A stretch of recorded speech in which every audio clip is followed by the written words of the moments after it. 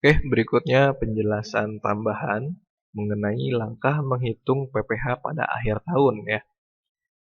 Kalau sebelumnya di presentasi video atau di modul hanya menyebutkan saja langkahnya, yaitu identifikasi penghasilan, kemudian identifikasi biaya, identifikasi kerugian, identifikasi PPh yang telah dipotong, identifikasi PPh yang dibayar sendiri. Nah, di penjelasan ini mungkin akan sedikit ditambahkan beberapa contoh sebagai gambaran bagaimana sih sebenarnya langkah menghitung PPh itu ya.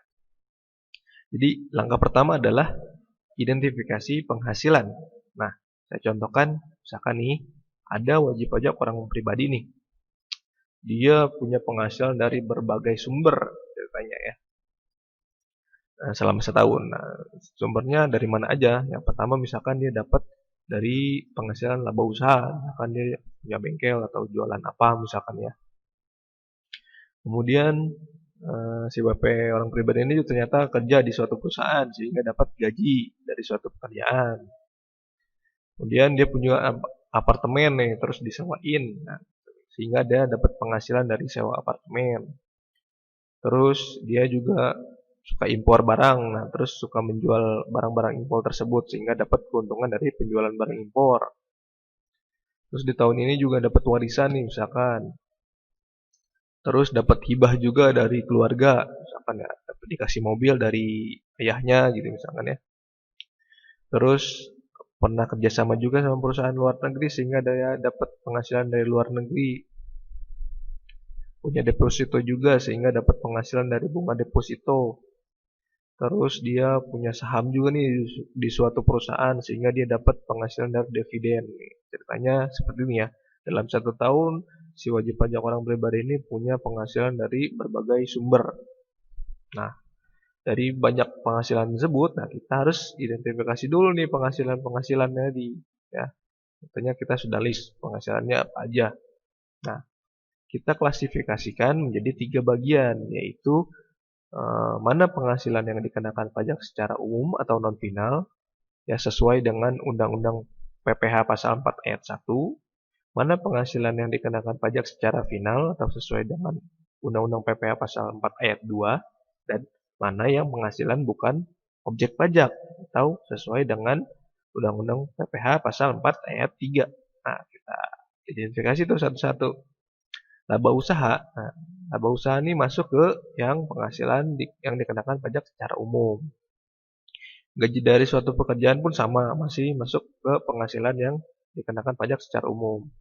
Penghasilan sewa apartemen, nah ini masuk ke yang dikenakan pajak secara final ya, karena sewa tanah bangunan itu masuknya ke PPh pasal 4 ayat 2 atau pajak secara final. Keuntungan dari penjualan impor itu masuk ke penghasilan yang dikenakan pajak secara umum.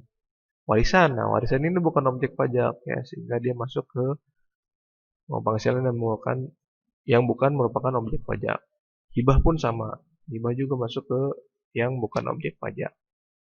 Penghasilan dari dividen, nah ini masuk ke penghasilan yang kena pajak secara umum. Penghasilan dari bunga deposito, nah ini masuk ke yang final. Nah, terakhir penghasilan dari luar negeri itu masuk ke penghasilan yang dikenakan pajak secara umum. Nah, udah tuh. Semua penghasilan sudah kita klasifikasikan atau kita identifikasi. Nah, yang penghasilan bukan objek pajak, nah itu kan otomatis bukan objek pajak penghasilan sehingga tidak akan dimasukkan ke perhitungan pajak penghasilan sehingga kita keluarkan dari perhitungan. Nah, kemudian penghasilan yang dikenakan pajak secara final. Nah, ini kan sudah selesai nih perpajakannya setelah pemotongan berlangsung ya. Nah, ini dan penghasilan pajak yang dikenakan secara final pun tidak masuk ke perhitungan pajak akhir tahun ya, sehingga ya udah ini kita singkatkan juga. Nah, inilah yang menjadi bahan perhitungan penghasilan di akhir tahun ya. Penghasilan yang masuk penghitungan PPh akhir tahun itu penghasilan yang dikenakan pajak secara umum yang sesuai dengan PPh pasal 4 ayat 1. Ya, oke ya. Tadi ada beberapa penghasilan yang masuk ke kategori itu sehingga identifikasi penghasilannya sudah selesai. Kemudian kita masuk ke langkah kedua nih, identifikasi biaya. Nah, untuk mendapatkan penghasilan-penghasilan yang masuk perhitungan ini, itu kan pasti mengeluarkan biaya ya. Nah, misalkan nih, ada biaya sewa kantornya nih untuk mendapatkan laba usaha. Terus ada biaya gaji karyawan, ada biaya produksi, ada biaya listrik, dan biaya lain-lain misalkan ya. Nah, biaya pun juga sama sih sebenarnya ya. Jadi kalau kita korelasikan nih sama materi akuntansi ya. Untuk mendapatkan laba kan kita ngitung pendapatan nih dikurangin biaya-biaya kan atau beban ya. Nah, sebenarnya di dalam perpajakan tidak semua biaya bisa masuk ke perhitungan biaya ya. Artinya kalau misalnya kita melihat ke mendasar di laporan keuangan nih suatu perusahaan atau suatu jenis usaha, itu nggak semua biaya bisa masuk sih sebenarnya. Ada aturan khusus untuk di perpajakan. Ya ada biaya yang memang tidak bisa dimasukkan ke perhitungan perpajakan, sementara di akuntansi ya memang itu kategorinya biaya gitu. Kayak nanti di akhir tahun tuh biasanya kalau suatu perusahaan tuh ada prosedur lagi nanti di di akhir tahun tuh biasanya mencocokkan mana yang bisa masuk ke kategori biaya perpajakan mana yang tidak. Nah, itu kita skip lah ceritanya. Nah, itu masuk ke cara identifikasi biaya. Nah, ceritanya sudah dapat nih biaya-biaya mana saja yang bisa dimasukkan ke perhitungan. Nah, nanti kita total tuh. Temulah nanti total biaya ya. Oke, total biaya selesai. Nah, kita masuk ke langkah ketiga. Ada identifikasi kerugian tahun sebelumnya. Nah, apakah ada kerugian di tahun sebelumnya? Nah, misalkan nih, saya contohkan ada kerugian. Jadi, tahun sebelumnya si WP ini tidak bayar PPh ya karena apa? Karena rugi, tidak ada penghasilan. Nah, ini bisa dikompensasi nih di tahun berikutnya sampai 5 tahun ke depan kalau tidak salah. Datanya sudah ada. Oke, selesai tuh proses yang ketiga, identifikasi kerugian. Nah, nanti jika sudah sampai tahap ketiga ini, tadi kan penghasilan yang masuk perhitungan sudah dapat tuh. Misalkan sudah ditotal tuh, penghasilannya berapa, sekian. Nanti dikurangilah sama total biaya yang tadi juga. Lalu dikurangi lagi dengan kerugian yang ada, kerugian tahun lalu yang ada. Nanti ketemulah penghasilan neto ya. Nah, penghasilan neto nih karena saya contohkan wajib pajak orang pribadi, dia bisa dikurangi sama PTKP, penghasilan tidak kena pajak.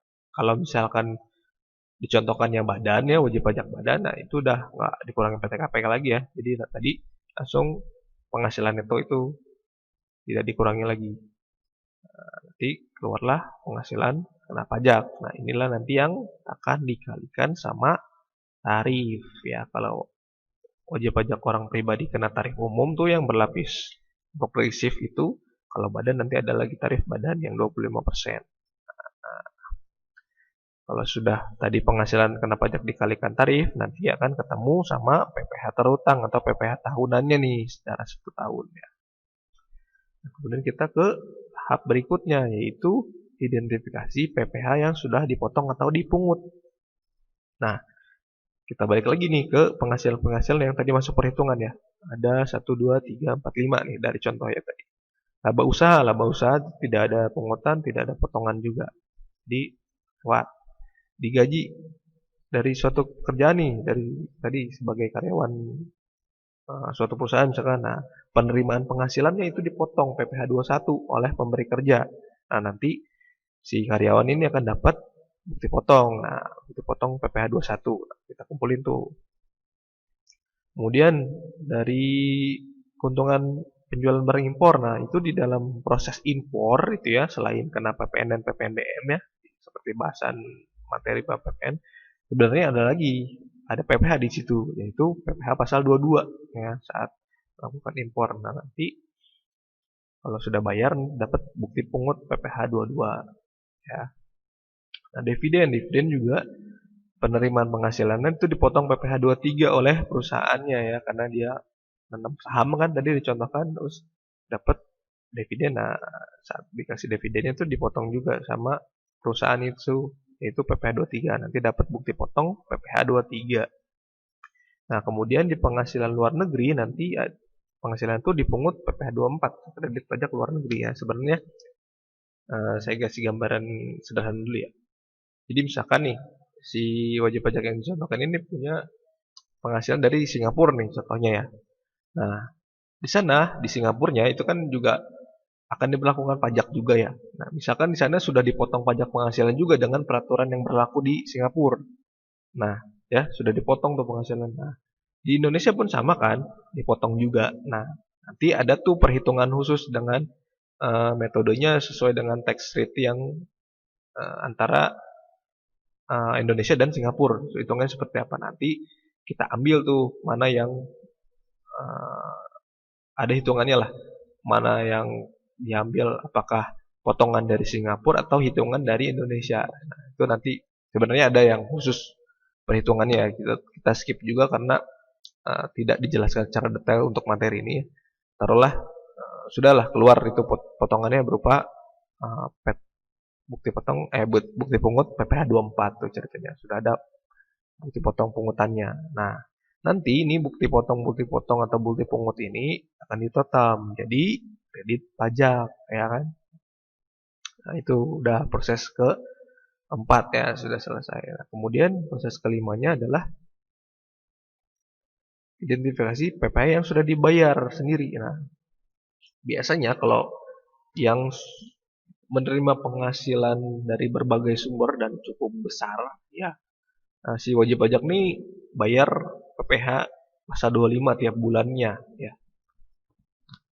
Di mana perhitungannya itu pakai style self fiktif yaitu anggapannya. Jadi hitungan dasarnya tuh PPh yang tahun sebelumnya ini berapa PPh terutangnya, kemudian dibagi 12 ya. Jadi keluar nanti per bulan tuh dia bayar PPh 25 tuh sesuai dengan hitungan tadi. Tujuannya buat apa sih? Biar nanti di akhir tahun setelah keluar PPh terutang tahunan itu eh, dia tidak langsung bayar sedemikian rupa banyak gitu ya. Karena udah bayar PPh 25 nih jadi bisa berkurang atau yang dibayarkan tuh tidak sebanyak sesuai dengan hitungan PPh terutang setahun gitu ya. Dengan asumsi ya itu sebagai cicilan pajak lah ya. Nanti di total tuh yang kita bayar dari Januari sampai Desember PPh 25-nya berapa ya atau cicilan pajaknya. Ya, asumsinya kalau hitungannya benar memang sebenarnya harusnya nanti di akhir tahun ya sudah tidak ada lagi PPh yang dibayarkan ya karena sudah dicicil tiap bulan. Tapi kan perhitungannya fiktif ya, anggapan. Jadi hampir bisa dipastikan itu nanti biasanya tidak sama persis hitungannya dengan hasil PPh terutangnya. Nah, setelah 5 cara tadi, akhirnya ketemulah PPh akhir tahunnya nih. Jadi, PPh terutangnya udah tuh dihitung kan dari proses yang sampai ke tahap ketiga tadi ya. Nah, tahap keempat tadi dapat kredit pajak. Nah, tahap kelima tadi dapat cicilan pajak. Nah, nanti di akhir tahun tuh PPh terutang semua tuh secara keseluruhan 1 tahun dikurangi kredit pajak ya. Jadi pajak-pajak yang sudah dipotong dan dipungut. Kemudian dikurangi juga cicilan pajak atau pajak PPh yang sudah dibayar sendiri. Nah, barulah keluar PPh terutang ya di akhir tahun apakah kurang bayar atau lebih bayar ya. Jadi PPh terutangnya masih ada sisangan yang belum harus dipenuhi gitu. Kalau misalkan kurang bayar berarti nanti harus dibayarkan pakai dengan istilah PPh pasal 29. Kalau bayar ya seperti biasa, bisa di restitusi atau dikompensasi ke tahun berikutnya. Ya, seperti itulah langkah perhitungan PPh pada akhir tahun.